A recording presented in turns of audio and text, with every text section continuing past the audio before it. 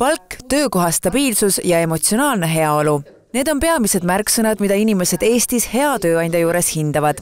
Seejuures on palga osakaal võrrandis maksu- ja hinnatõusude valguses kasvanud ja see on ka töötajad uutele pakkumistele avatumaks teinud. Seesama nii-öelda palgasurve või ütleme kulude surve on see, mis on täna suurendanud seda valmisolekut töökohta vahetada. Just nimelt selleks, et nii-öelda saada see lisaeuro või lisaraha, et oma kuludega toime tulla. Et 20 kuni 24 olidki sellist nagu aastad, kus hoiti oma kohast rohkem kinni, aga sel kevadel me näeme erinevates sihtrühmades, et ikkagi see hinnatõusu valu on suurem kui see koha hoidmise nagu soov. Kantar Emori täna avaldatud uuringus selgus, et töötavate inimeste jaoks on 2025. aasta atraktiivsem tööandja pika staažiga Tallinna lennujaam. Lennujaama värbamisspetsialisti sõnul on töötajate jaoks kõige tõmbavam selle töö tähenduslikkus.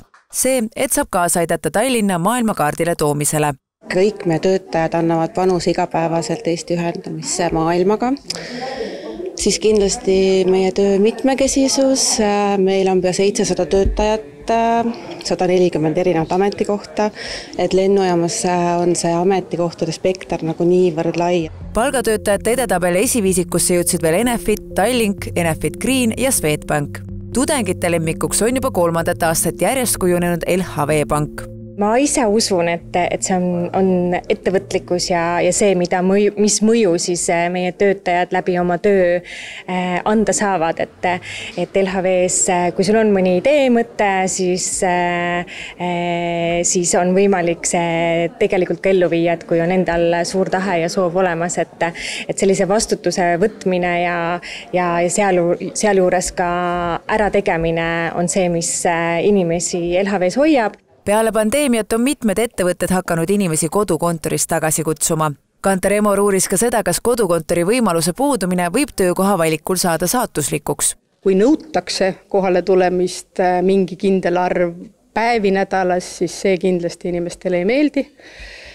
Kui need põhjused või mis seal kontoris siis juhtub, kui tagasi tullakse, on see, et seal ongi parem koostöö ja saabki üksteisega rohkem rääkida ja parem õppida, ehk et päriselt on eelised seal kontoris olemisel, siis seda inimesed kindlasti tunnistavad, aga see, et kedagi sunnitakse mingi arv päevi kuskil olema, see kindlasti ei meeldi. Globaalne ettevõtte Wise, mis on tuntud oma inimkeskse töökeskkonna ning rahvusvaheliste töötajate poolest, on kaugtöö osas paindlik. Kuid üldine reegel on, et 3 päeval nädalas käiakse kontoris. Et seda aga ebameeldiva kohustusena ei tajutaks, on kontor tehtud selliseks, et sinna kohe tahaks minna. Meie töötajaskond on küllaltki noor.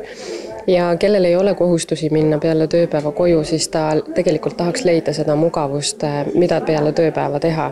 Ja selleks me oleme oma kontoris, nagu te ka nägite, eks ju, meil on kihvt saun, meil on mängude tuba, meil on karaoke, köök. Ehk et me võimaldame tegelikult sellist meelelahutust või ajaviitmisvormi ka peale tööpäeva lõppu. Ja miks mitte ka võib-olla korraks keset tööpäeva, kui sul on mõni paus, sul on vaja nii-öelda ühelt mõttelt maha laadida, et valmistada järgmisele mõttele. Tööturutrendid on selged. Tööandja maine kujundamisel ei mängi rolli ainult palk, vaid ka see, kuidas ettevõte kohtleb oma inimesi ja milliseid väärtusi esindab.